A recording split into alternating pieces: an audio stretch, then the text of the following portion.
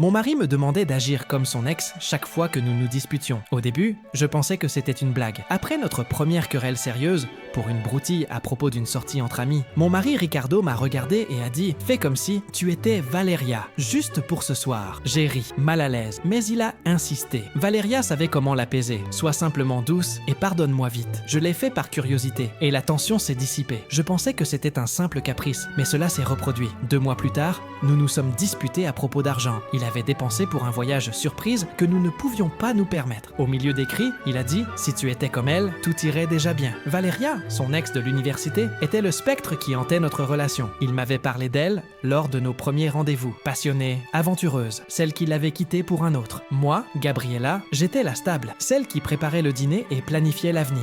Du moins, c'est ce que je croyais. Les mises en scène sont devenues une habitude. Chaque dispute se terminait par moi, faisant semblant d'être Valeria, riant à ses mauvaises blagues, flirtant comme si rien ne s'était passé, ignorant la colère réelle. Un jour, après une dispute à cause de sa famille envahissante, il m'a demandé de mettre son parfum préféré, celui qu'elle portait. Je l'ai mis, et pendant que nous nous réconcilions au lit, j'ai eu la nausée. Ce n'était pas moi qui le consolais, c'était l'écho de quelqu'un qui n'existait plus. J'ai fini par exploser. Une nuit, après une autre dispute sur nos horaires, il a crié « Valeria ne se plaignait jamais autant ». J'ai enlevé ma bague et lui ai dit « Si tu l'aimes tant, va avec son fantôme. Je ne suis pas son remplaçant ». Ricardo s'est excusé.